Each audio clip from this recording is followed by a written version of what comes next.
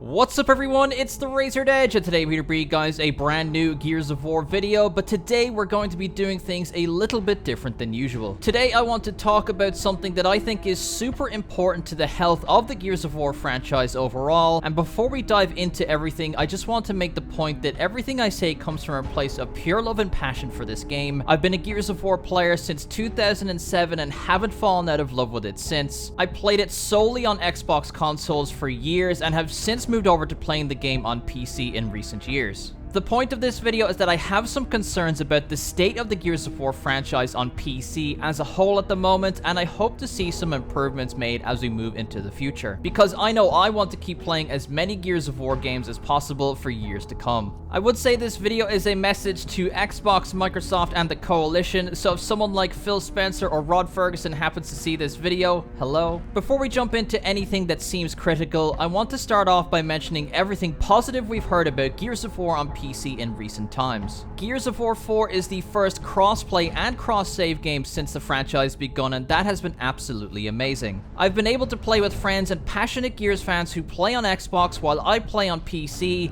and that in itself, even though it seems like something small, has been fantastic. Gears 5 has been announced to be coming to Steam, which is something I could never have possibly imagined and will only help expose Gears of War to more people out there and help give us a more prosperous community for years to come. And yes, it is real. You can actually add the game to your wishlist on Steam right now. Gears Tactics has been announced as a PC first title for the Gears of War franchise and has been created with PC gamers in mind. I think this really shows the commitment the Coalition, Xbox, and Microsoft have for the franchise going forward on PC. But this is where the video will start to lead into some concerns I have, as I truly think things could be so much better for Gears on PC. Besides all of the wonderful news I just mentioned, as it stands at the moment of recording this video, Gears of War on PC is not in a great place. Gears of War 4 has had an Nvidia driver issue since the launch of the game on PC that causes the game to crash on 10 series graphic cards that still has not been fixed to this day, which has been incredibly frustrating, and that really worries me. It causes crashes, freezing, and has completely shut off my PC many's a time.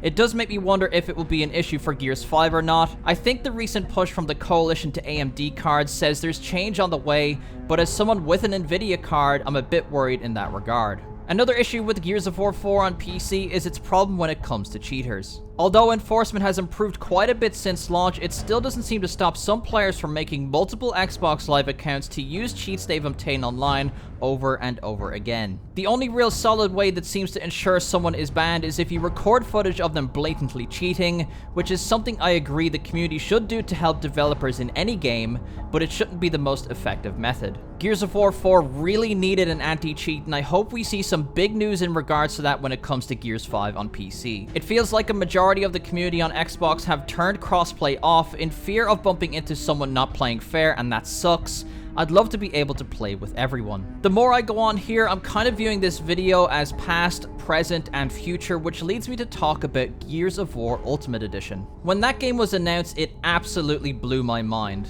Gears 1 had aged quite a bit, so it was hard to go back and enjoy it as much as I once had. So having a remastered Gears of War 1 in 60 FPS with dedicated servers was an absolute dream. It launched on console first with no sign of the PC version as it was actually delayed. Then on March 1st, 2016, the game finally launched on PC, but with very little noise around it. Unfortunately, the game did not come with crossplay or cross-save, which I feel really worked against it in a big way. I remember getting a code for the game at the time it launched on PC, but I couldn't play it to promote it because I didn't have a good enough PC at the time. I really wish that I could have.